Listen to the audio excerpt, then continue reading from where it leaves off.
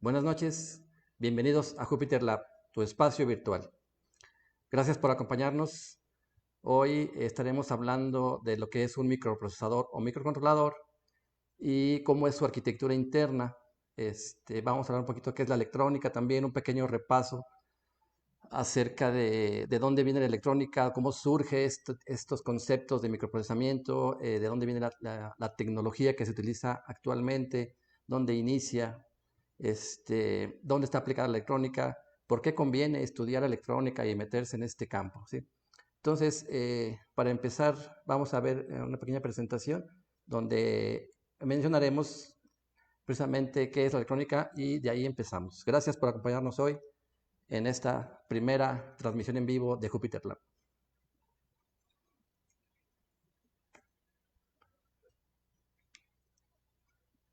Bien, la electrónica es una rama de la física aplicada que comprende la física en general, la ingeniería, la tecnología y las aplicaciones que tratan con la emisión, el flujo y el control de electrones u otras partículas cargadas eléctricamente en el vacío y en la materia. También trata de los circuitos eléctricos que involucran componentes eléctricos activos como tubos de vacío, transistores, diodos, circuitos integrados, optoelectrónica y sensores asociados con componentes eléctricos pasivos y tecnologías de interconexión. Actualmente la electrónica es ampliamente utilizada en el procesamiento de información, en las telecomunicaciones y en el procesamiento de señales. La capacidad de los dispositivos electrónicos para actuar como interruptores hace posible el procesamiento digital de la información.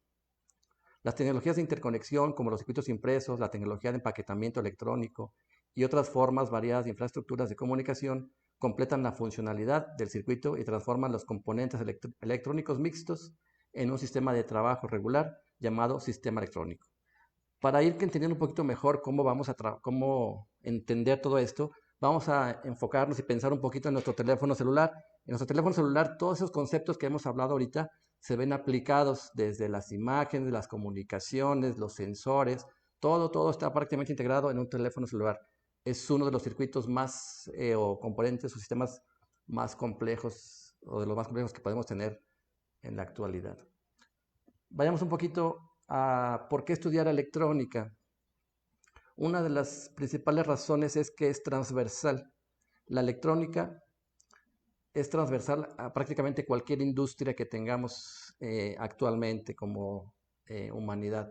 La industria automotriz, la aeronáutica, la industria textil, incluso la agricultura, obviamente todo el entretenimiento, las comunicaciones, la industria médica, el gobierno, la domótica o edificios inteligentes, ciudades inteligentes, todos estos temas, y busquemos cualquier tema y prácticamente encontraremos que hay electrónica ahí.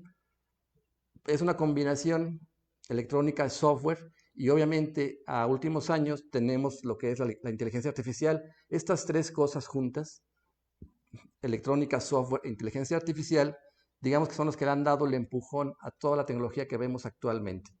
Todo lo que nos entretiene, los videojuegos, las cámaras con autofocus, cámaras con detección de rostros, de sonrisas, de ojos cerrados, una fotografía, todo está relacionado en esto que es la aplicación de la electrónica, el software y la inteligencia artificial. Y debajo de esto que tenemos, debajo de la electrónica, pues tenemos tecnologías como obviamente la física para el estudio de las partículas y cómo estas partículas, como los electrones, se desplazan de un lugar a otro, cómo movemos esas cargas, eh, lo que es el desarrollo de software, lo que es las matemáticas aplicadas. Estamos acostumbrados a ver las matemáticas como un ente aparte de todo y no, realmente todo lo que soporta el cómo funciona el procesador está basado en las matemáticas.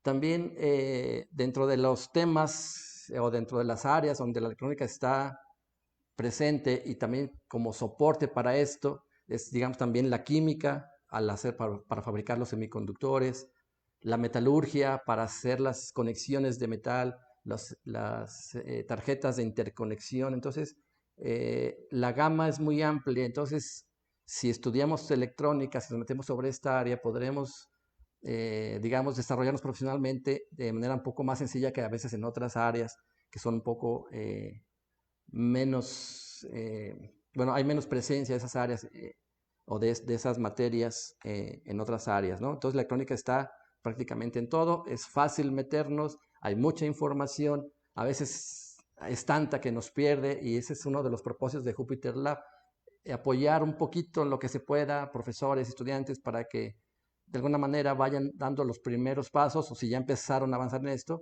pues encontrar caminos donde llegar y entender un poquito más a fondo qué es un procesador, cómo funciona, qué es Arduino, qué es un PIC, qué es un DSP, qué es un System on Chip o un SOC o PSOC, cómo se relaciona todo esto con la inteligencia artificial. Poco a poco iremos tomando todos estos temas para que ustedes, si les interesa el tema, pues nos vayan siguiendo y se puedan ir metiendo en las áreas que más les guste.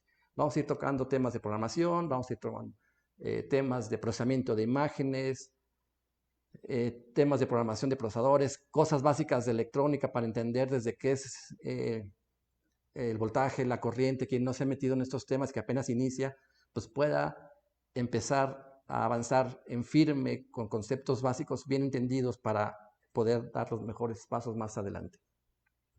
Bien, otro de los temas, ¿por qué estudiar electrónica? Bueno, uno de los comercios más grandes en el mundo es la electrónica, después del petróleo, después del café, pues toda la parte de comercio electrónico, componentes y obviamente sistemas hechos, es de los que más se vende. Y en la parte de México, en México, después del petróleo, la electrónica es lo que más aporta al Producto Interno Bruto.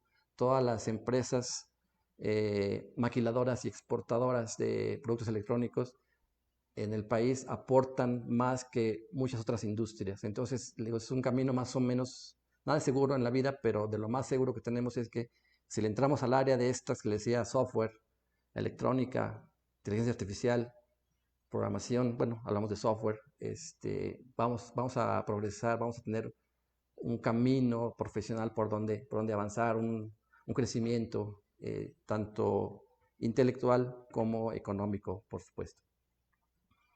Como les comentaba, en la industria electrónica en México es después del petróleo la que más aporta al Producto Interno Bruto en el país. Pero ¿de dónde viene lo que es la electrónica? ¿Qué significa los conceptos, por ejemplo, electrónica digital? Sí, vamos a retomar así un rapidito este tema antes porque es lo que nos lleva hacia la parte de los microprocesadores.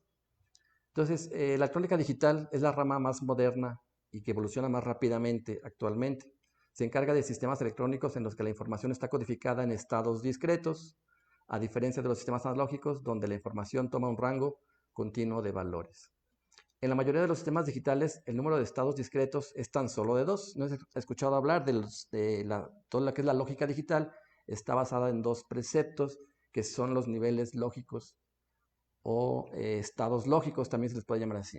Cuando hablamos de estados lógicos, hablamos de cierto o falso. Toda esta teoría lógica viene desde los pensadores antiguos de Grecia, de aquellas épocas de inicio de las culturas civilizadas, donde se desarrollan estos conceptos lógicos para ir deduciendo y para ir de alguna manera formalizando el pensamiento y la toma de decisiones. Y por eso se basa mucho de cómo un procesador, cómo funciona, se basa mucho en estos preceptos lógicos. Y de ahí viene cuando una proposición simplemente se cataloga como cierta o falsa, en base a preceptos de entrada o de decisión, se toman solamente entonces 2 valores, lo que es cierto o falso, y que se traduce a la electrónica en un nivel de voltaje alto y un nivel de voltaje bajo. Y viene entonces una parte matemática, toda la lógica se llama en este caso la lógica de Boole o la álgebra de Boole, todos los conceptos matemáticos que se fueron formalizando a través de la lógica y las matemáticas bien estudiadas, se aterrizan en lo que es la lógica digital y de ahí parte todo lo que tenemos ahora como sistemas de procesamiento. Entonces vamos a hablar un poquito de esto, de estos 2 estados discretos que se manejan en la electrónica. reciben muchas parejas de nombres en los libros de electrónica y otros textos, siendo los más comunes 0 y 1, falso y verdadero, o false y true, off y on, o bajo y alto, entre otros. Con solo estos dos valores nos permite usar el álgebra booleana que comentábamos ahorita y tener todo codificado en códigos binarios, lo que nos proporciona herramientas muy potentes para realizar cálculos sobre las señales de entrada. Y para esto, pues lo primero que se necesita entender es el sistema binario. El sistema binario, digamos que ahora sí ya la parte matemática primero de lógica proposicional de falso y verdadero nos lleva al sistema binario para tenemos representar tanto las operaciones como toda la información en estados de solamente dos niveles de voltaje o dos proposiciones, que son el 0 y 1. Y toda la información que tenemos digitalizada en nuestras computadoras, en los teléfonos celulares, lo que son fotografías, lo que son mensajes de texto, audios que mandamos por el teléfono, toda esa información que se maneja en nuestro celular, digamos, ese es uno de los conceptos en donde todo lo que hay de tecnología se prácticamente aterriza en el teléfono celular, ya de manera comercial. Toda la información que maneja, ¿qué tenemos en un celular? Pues tenemos de inicio las llamadas telefónicas, ¿no? El audio para hacer las llamadas, tenemos los mensajes de texto, los que usábamos como lo que usábamos antes, que costaban a peso cada uno de esos mensajes de texto con puras letras, y luego empezamos a meter emojis, pero luego vino los mensajes multimedia con audio, empezamos a mandar fotos e imágenes, luego ya pues todas las redes sociales, todas las fotografías, todo lo que es TikTok, todo lo que es Instagram, toda esa información que manejamos en nuestro teléfono celular está representada con ceros y unos. ¿A qué me refiero con ceros y unos? A interruptores o switches, o como les queramos decir, abiertos y cerrados. Y eso nos lleva a lo que son los transistores. Pero toda la información que se maneja en un celular, en una computadora, en un sistema electrónico digital, son interruptores cerrados y abiertos, nada más eso. Y para eso, para poder representar la información y cambiarle, que todo el mundo la pueda entender y utilizar, aparecieron algunos códigos como el código ASCII para representar los caracteres en una pantalla. Y entonces, para esto, este surgió más o menos como en los fines de los 60, principios del año 70, aparece esta representación alfanumérica, que cada letra y cada carácter que tenemos en nuestros sistemas de escritura es representado por un código de 8 bits de información, y se llamó el código ASCII. Bien, para aterrizar un poquito hacia lo que es la electrónica digital, vamos a hablar un poquito más, a ir hacia aterrizando estos conceptos que hemos comentado, y hablaremos de la lógica digital. Todo el desarrollo funcional de la electrónica digital, desde los circuitos combinacionales más simples hasta los más modernos microprocesadores, como las familias Core i X, y el i5, el i7, el i9, o todos los Ryzen de AMD, todos estos microprocesadores que tenemos en las computadoras, en los celulares, en las tabletas, en los videojuegos, todos estos procesadores basan su operación en 4 bloques de construcción básicos, que son las compuertas lógicas. Y estas compuertas lógicas se les denominó NAND, NOR, el inversor o complemento, y la XNOR, o se llama OR exclusiva también. Estas compuertas lógicas son las que nos permiten ir tomando decisiones. Con estos 4 conceptos de estas compuertas, podemos hacer sumadores, podemos hacer restadores, podemos hacer multiplicadores, podemos hacer sistemas de comunicación como los que tenemos hasta ahora. Todo lo que se les ocurra de electrónica digital que esté en su teléfono, en la tablet, en la computadora, en el carro, todo está basado en esos pequeños 4 bloques de construcción. Imagínenlos como 4 piezas de Lego, 4 piececitas con lo que pueden formar cualquier cosa. Pueden formar con los Legos, con 4 piezas, 4 modelos de piezas diferentes, y con esos 4 modelitos de piezas diferentes podemos armar un barco, podemos armar un avión, una nave espacial, una casita, incluso representar animalitos, todo eso se puede hacer con pequeños bloques de construcción, pues prácticamente en la electrónica digital es lo mismo. Tendríamos 4 bloques de construcción básicos, que son las compuertas lógicas, y con esas 4 compuertas lógicas desarrollamos hasta cualquier procesador con la capacidad que vemos ahora de procesamiento que tiene. ¿Y cómo se aterriza esto? Bueno, pues empezamos con la lógica de interruptores. Podemos considerar estas compuertas de esta manera y podemos decir, por ejemplo, para el circuito de la parte de arriba, decimos que para que prenda el LED que tenemos acá, el LED de 1, para que este pueda encender necesitamos que cerremos tanto el switch, el primer switch como el segundo switch. Entonces digo, si prendo este y el que sigue, este va a prender. La salida será verdadera cuando prenda el LED y será falsa cuando se apague. Entonces, para que pueda prender necesitamos uno y el otro switch. Ese I es la compuerta AND. Después tenemos la compuerta OR. ¿Qué quiere decir la compuerta OR? Si prendo un switch o el otro switch, cualquiera de los dos, mi salida será verdadera. El inversor o complemento, cuando está en estado de reposo, el LED está encendido y cuando aplicamos fuerza sobre el interruptor, tendremos la salida contraria. Entonces, este complementa o invierte la señal. Y el último es una combinación un poco más compleja, es una XOR. Esta XOR o OR exclusiva se enciende o se activa cuando tenemos una entrada activa o la otra, pero no ambas, ¿sí? Ese es lo que es la compuerta OR exclusiva. Y con esos 4 conceptos básicos, con estas representaciones ahorita en switches y que finalmente en la realidad ya en la práctica se hacen con transistores, nos lleva a diseñar cualquier circuito lógico. Acá tenemos la representación en simbología, que son estas.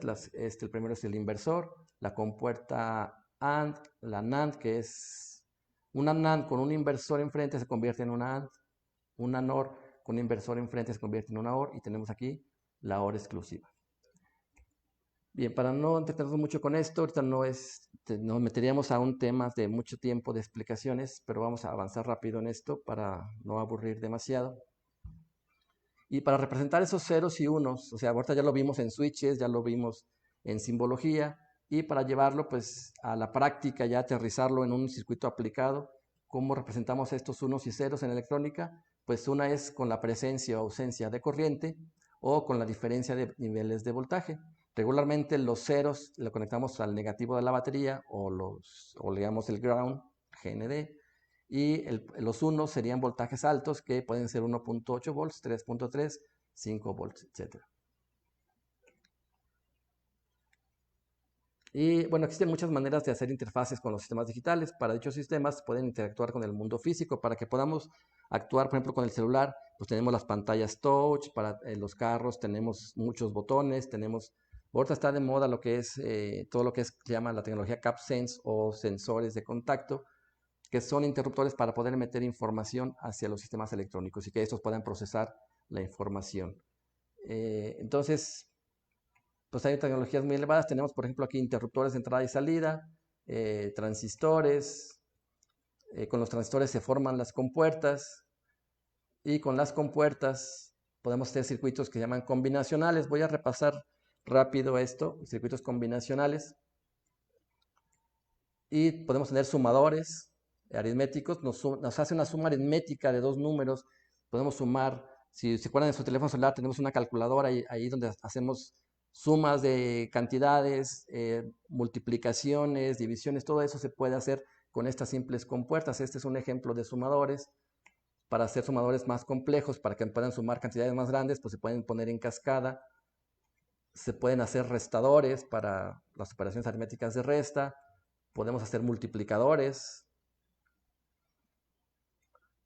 También existen unos circuitos que se llaman multiplexores o selectores de datos, que son muy utilizados dentro de las arquitecturas de microprocesamiento. Tenemos otro concepto de multiplexores. Tenemos lo que se llama de multiplexores o distribuidores de datos de diferentes capacidades. Todo esto, todas estas arquitecturas, pues están presentes en cualquier microprocesador, que es a donde vamos. Y luego también tenemos otro concepto dentro de la lógica digital, tenemos la lógica combinacional, donde hay circuitos aritméticos y esos distribuidores de datos como los multiplexores y los demultiplexores. Y también tenemos la otra parte de la lógica, que es la lógica secuencial, donde se utilizan unos conceptos, lo que son flip-flops o también circuitos, le llaman basculantes. Estos circuitos nos sirven como estados de memoria para la fabricación o para el análisis o diseño de memorias, como las memorias RAM que tenemos en la computadora, están basados en flip-flops. Con flip-flops tenemos también diferentes tipos. Aquí mostramos tipos flip-flops RS, flip-flops JK, flip-flops tipo D, tipo T.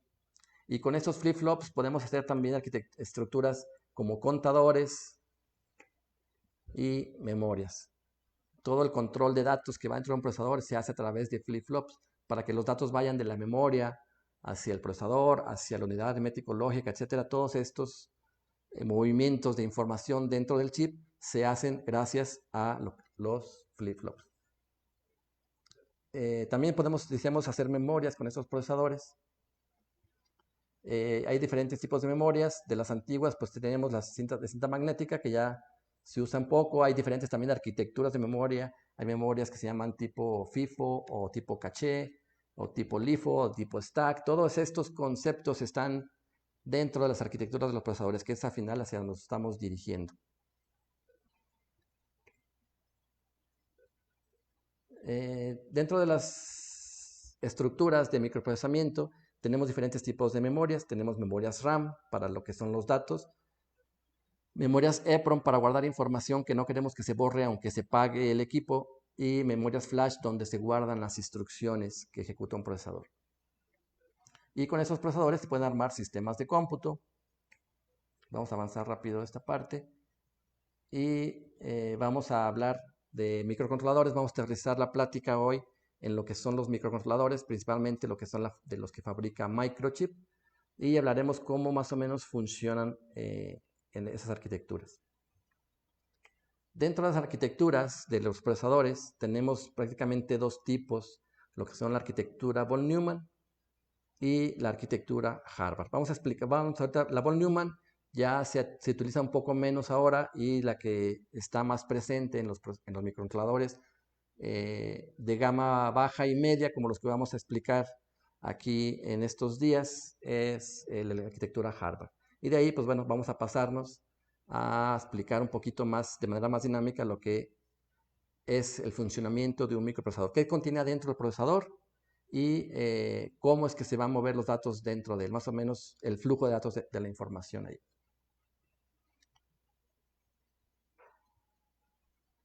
Permítame cambiar presentación. Denme un segundito.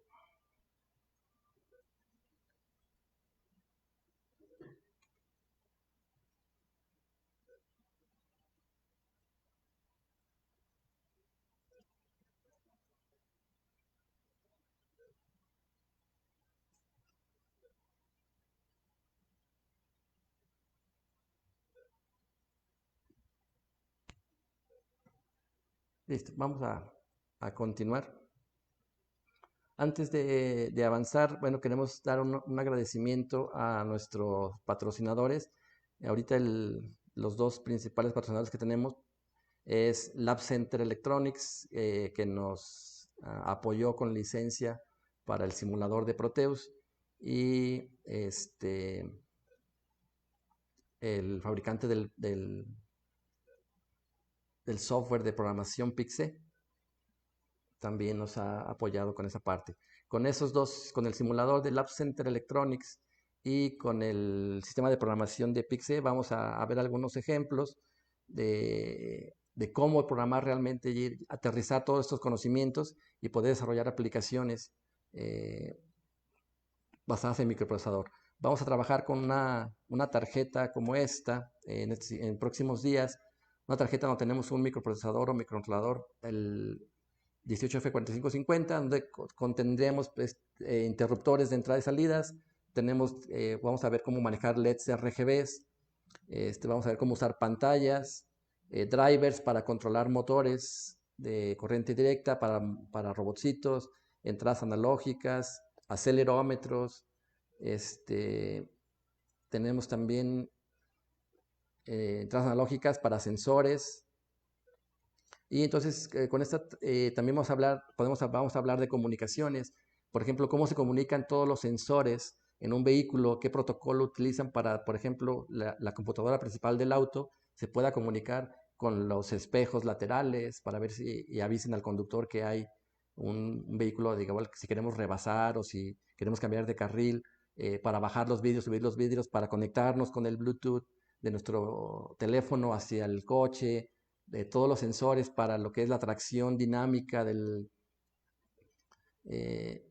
lo que es la aceleración del coche, todos esos sensores, cómo se comunican entre ellos. Es una cantidad enorme de sensores en un vehículo y cómo se comunican entre ellos, qué protocolos utilizan para comunicarse dentro del vehículo. Hay principalmente dos protocolos, lo que es el protocolo CAN y el protocolo LIN, que son enfocados directamente en el sector automotriz. Pero también cómo se comunica un procesador con una memoria es un protocolo distinto.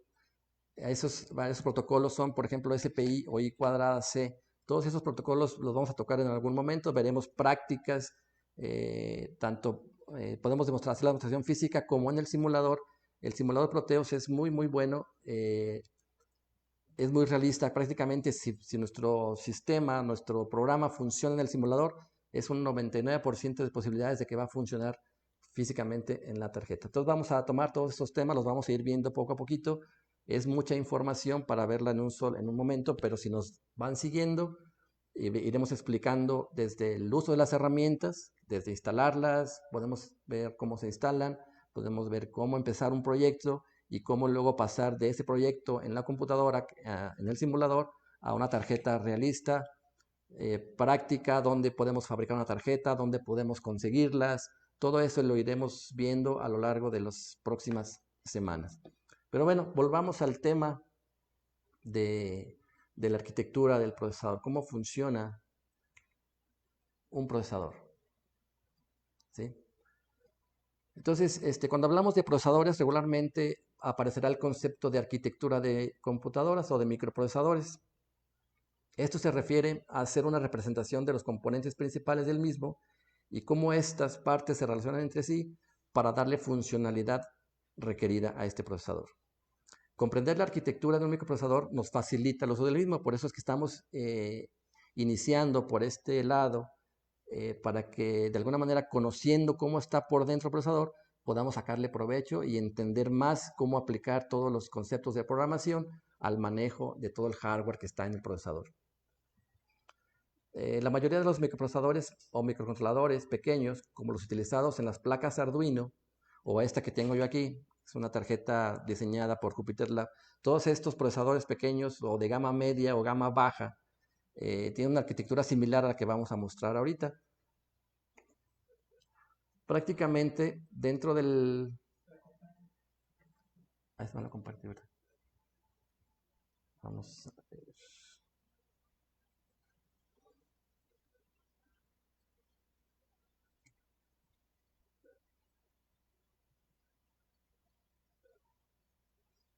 Vamos a compartir una presentación.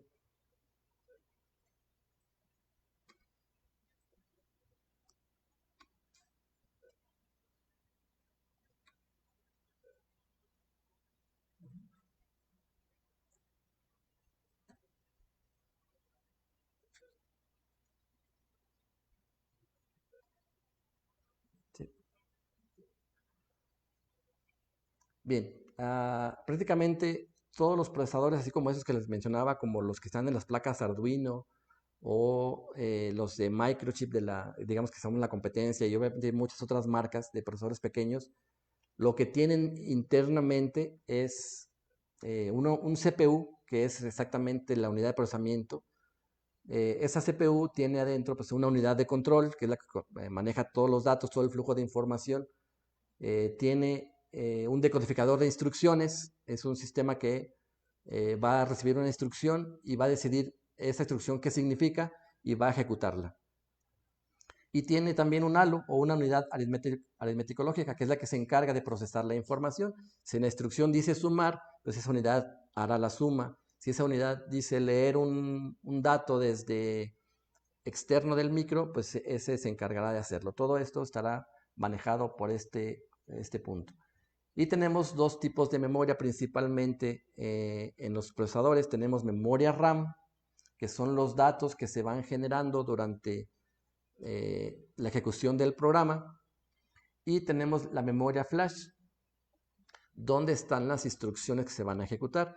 Cuando nosotros escribimos un programa, queremos hacer una aplicación, no sé, queremos diseñar un sistema para controlar la temperatura de la habitación de una casa, por ejemplo, una recámara, y queremos controlar la temperatura y tenemos que hacer de manera automática que se prendan las luces, que se prenda el aire acondicionado, que si me voy de vacaciones, algunas luces de la casa puedan prender y apagar en una secuencia un poco aleatoria para que, digamos, alguien que se quiera meter a robar, pues de alguna manera le piense porque vea que hay movimiento.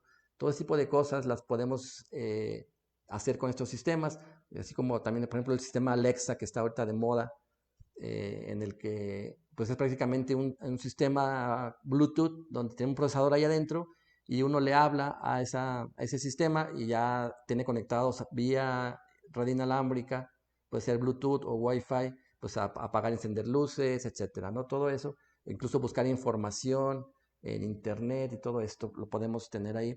Si queremos hacer una aplicación de ese tipo o un juguete, darle vida a un robot, darle por ejemplo un dron, todo esto, bueno, se hace un programa, se tiene que codificar ese programa. Eso usamos una herramienta que se llama un IDE o un entorno integrado de desarrollo.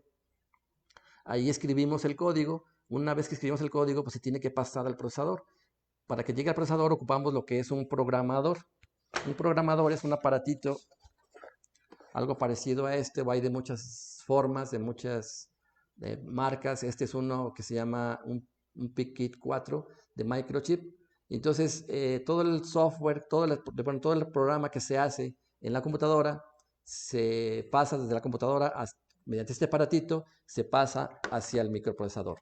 Dentro del procesador está la memoria flash, o sea, dentro de este integrado principal estaría la memoria flash, y ahí se guardan las instrucciones que se van a ejecutar. Todo en código binario finalmente. Esa es la memoria flash. Dentro del procesador también hay un bloque principal, un bloque muy importante que se llama el program counter. Este es un contador binario. Y para que todo esto funcione y empiece a caminar, se requiere un oscilador. Aparte de esto, los procesadores traen una serie que se llaman bloques de hardware especiales que se denominan periféricos.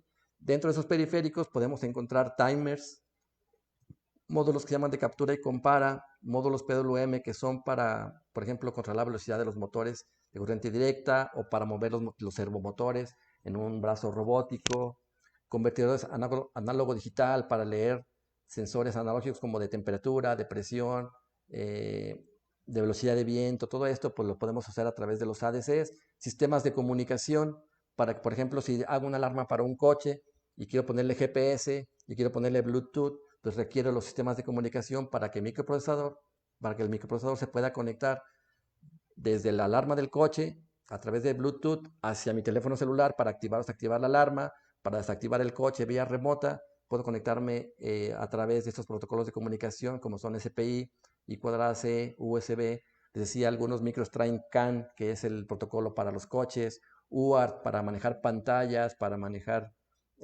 conectarse entre procesadores o de procesador a una computadora. Todos estos bloques son especiales y se denominan periféricos. Entonces, todo lo que hay dentro de un microcontrolador prácticamente pues es combinaciones de esto. Lo que sí por default viene es un CPU, una memoria RAM, una flash, un program counter y un oscilador. Y una combinación de periféricos según el modelo de procesador que hayamos elegido. Pero ¿cómo funciona? ¿Cómo se mueve todo esto? Vamos a la siguiente presentación.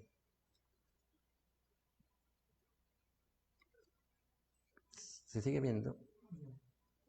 No, perdón, aquí la quité, es que se conecta para acá.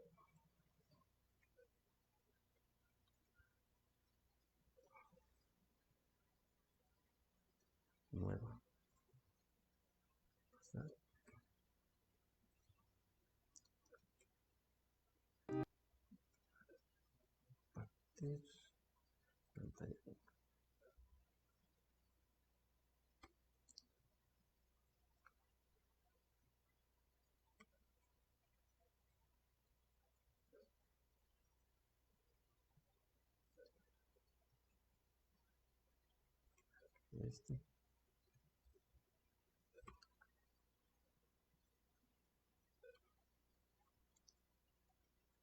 Una disculpa por pequeña pausa.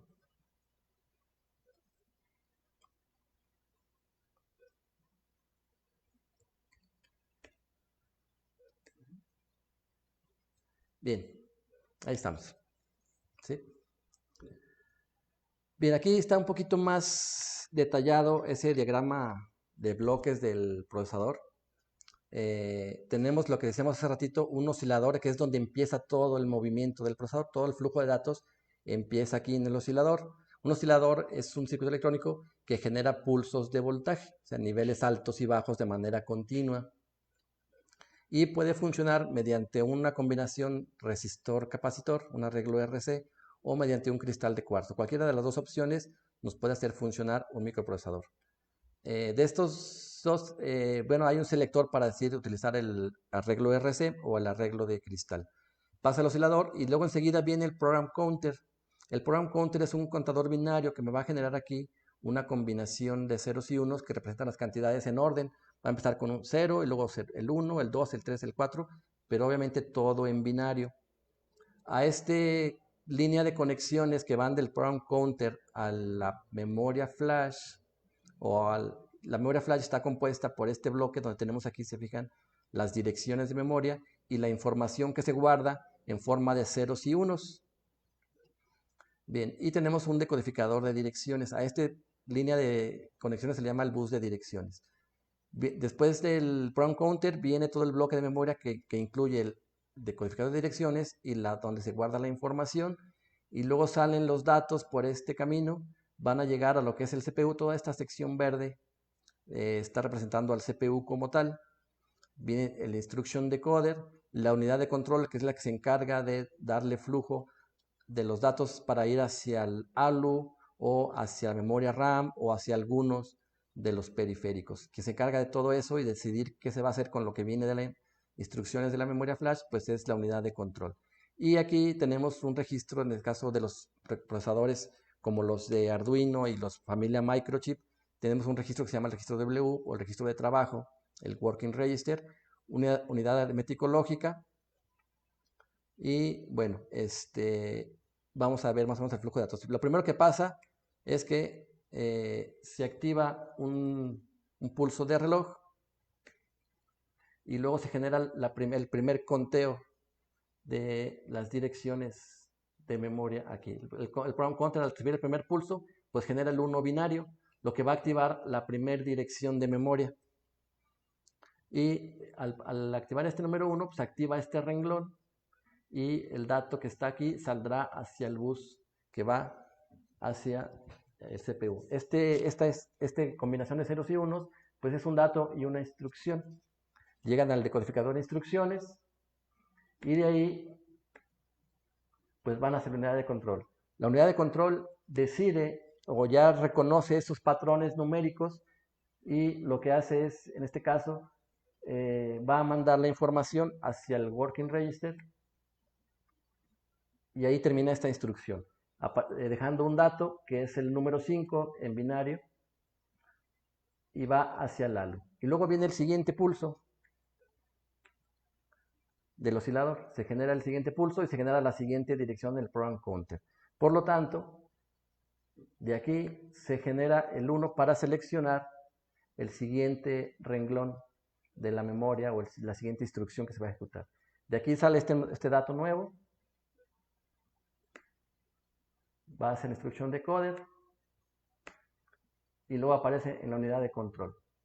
De aquí, la instrucción que llega significa una suma, por lo tanto, irá a una instrucción que diga que con lo que aparece aquí es una instrucción de suma. Y los números que están de este lado, uno irá hacia el ALU y otro irá hacia la dirección de memoria RAM donde se va a guardar el resultado de la suma. Entonces aquí llegan al ALU la instrucción de suma y va a sumar el dato nuevo que acaba de llegar, que es un número 3, con el número 5 que estaba previo a la instrucción que estamos ejecutando. Entonces aquí significa que vamos a tener una suma de estos dos números y el resultado se irá a guardar a la memoria RAM en la dirección indicada por este número que también apareció, que venía desde la memoria flash. Se hace la suma, 5 más 3 es igual a 8, y busca la dirección de RAM donde se va a almacenar y se almacena el dato. Es más o menos la forma en que se va ejecutando las instrucciones en un microcontrolador. Y generará el nuevo pulso, una nueva dirección para la memoria, un nuevo renglón activo para la memoria flash, que es donde aparece el 1, y todo esto está compuesto de multiplexores, de compuertas lógicas, toda la parte del ALU, sumadores, restadores, flip-flops, todo esto es lo que estuvimos comentando hace ratito. Entonces, esa es la arquitectura general de un microcontrolador. ¿Cómo funciona? Todo empieza en el oscilador, va al program counter, del program counter a la memoria flash, de la memoria flash hacia el CPU, donde está la instruction decoder, donde está la unidad de control, donde está el ALU, y de ahí saldrá la información hacia memoria RAM o hacia los periféricos. Podemos tener instrucciones de lectura, de escritura de datos, de almacenamiento en memoria, etcétera. Y todo está basado en los mismos conceptos, preceptos que hemos comentado a lo largo de este momento, de esta pequeña charla. Queremos invitarlos a que nos sigan acompañando. La siguiente semana tendremos otra sesión, otra transmisión en vivo para explicar e iniciar ya de manera práctica el uso de los microcontroladores. Queremos iniciar utilizando un microcontrolador de la familia PIC del 4550 y vamos a utilizar lo que es el simulador Proteus y lo que es el lenguaje de programación C, que es PIC-C. Antes de despedirnos, quisiera mostrarles una simulación de este mismo concepto que está aquí en colores, un poquito más aterrizado en forma de diagramas y de compuertas lógicas. Voy a abrir una simulación. ¿Sí se ve ahí un diagrama? Salimos de allá. Lo vamos a mover aquí. Ahí se ve. Es que además estoy compartiendo nada más la ventana y no la pantalla.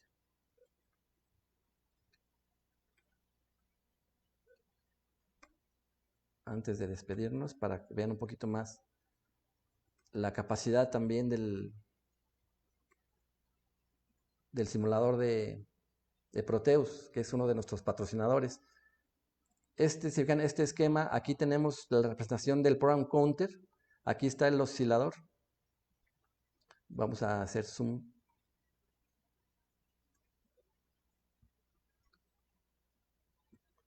Aquí, bueno, tengo simulando unos pulsos sobre el oscilador manual con esa entrada digital o con un oscilador que viene en el simulador aquí. Si yo aquí doy pulsos, este es mi program counter. Podemos entrar dentro de este circuito. Internamente tenemos unos flip-flops que generan el conteo binario y esta es una lógica para darle un valor de inicio si queremos a este sistema.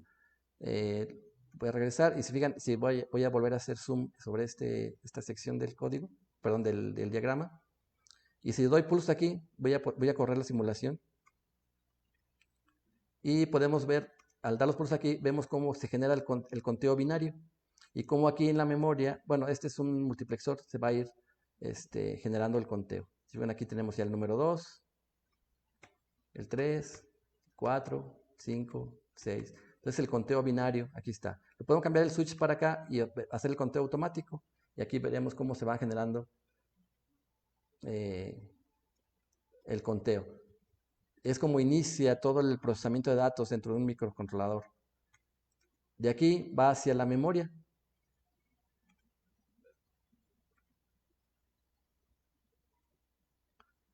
Aquí van apareciendo las direcciones que genera el program counter y aquí deberán ir apareciendo los datos. En este momento pues no tenemos nada de información en esta memoria, por lo tanto realmente no aparece nada acá, pero aquí se van generando las instrucciones. Dentro de este mismo simulador, voy a tener la simulación, tenemos el ALU. En el ALU tenemos circuito sumador, restador, o función lógica OR, función lógica AND, unos selectores de datos para ir definiendo qué es lo que va a ser la salida. Aquí llegarían los datos que vienen de la memoria para que se puedan ejecutar estas operaciones lógicas. Y tenemos aquí lo que representando lo que son los registros de operaciones lógicas. Esto lo vemos acá como status register, donde cualquier instrucción, si se ejecuta y es resultado de 0, se prende este. Si hay un acarreo en la suma, si hay un número negativo, etc. Esto está representando un puerto de salidas. Esta de parte acá me representa un timer del microprocesador. Este es un selector, nada más también. Entonces, si fijan, todos estos pequeños bloques, pues los podemos, están diseñados todo en base a compuertas. Voy a entrar también a este. Y tenemos este sumador. Bueno, este es un bloque ya sumador que viene, que es el 7483. Pero podemos construir todos nuestros circuitos y hacer la simulación muy realista de todo lo que es sistemas de procesamiento. ¿Sí? Podemos diseñar prácticamente podríamos diseñar nuestro propio procesador en este simulador o utilizar uno de los que ya están y programarlos desde la herramienta de PIC-C y pues llevar a cabo las prácticas que queramos. Aquí en esta parte pues estoy simulando nada más un programador que es, decíamos, el aparatito este que es el PIC-Kit 4. Pues sería la representación de esta parte de aquí, donde de manera secuencial se van guardando las instrucciones dentro de la flash, y una vez que se guardan todas las instrucciones que se escribieron en el IDE de preprogramación, en este caso el PIC-C que vamos a utilizar, pues bueno, se guardan aquí y ya se empiezan a ejecutar, y este programador pues se desconecta del sistema. Por hoy vamos a dejar aquí la transmisión, agradecerles mucho su atención y su presencia en nuestra primer transmisión, y los esperamos la siguiente semana. Les haremos llegar la invitación igual a través del Facebook para que nos acompañen, y si les interesa el tema pues podamos empezar a ver cómo programar, qué herramientas vamos a utilizar para programar, y empezar a ver los conceptos básicos de la programación, cómo prender, apagar, por ejemplo, en este caso vamos a estar con LEDs, con relevadores, cómo leer un potenciómetro, cómo leer una señal analógica, cómo leer un acelerómetro, cómo transmitir información de un procesador a otro procesador. Todos esos conceptos los iremos retomando y haciendo aplicaciones, cómo conectarle un Bluetooth a mi sistema. Por ejemplo, a esta tarjeta que tengo le puedo poner un Bluetooth, le puedo poner un GPS, le puedo poner una pantalla OLED. Todos esos temas los iremos viendo, los iremos tomando, y iremos haciendo ejemplos de programación prácticos aquí, haciéndolos y probándolos para que ustedes los puedan probar en su casa. Si requieren material, podemos pasarles información de dónde conseguir las cosas, pero si no tienen ahorita la capacidad para comprar, si no tienen el tiempo o lo que sea, se puede hacer a través de los simuladores. Podemos ir guiándolos para que a través del simulador vayan practicando, y en el momento en que ustedes decidan o tengan la oportunidad, bueno, pues puedan pasar todo ese conocimiento ya a la práctica en una tarjeta física. Los esperamos entonces la siguiente semana, les haremos llegar la invitación, ojalá que nos puedan seguir acompañando. Gracias, buenas noches.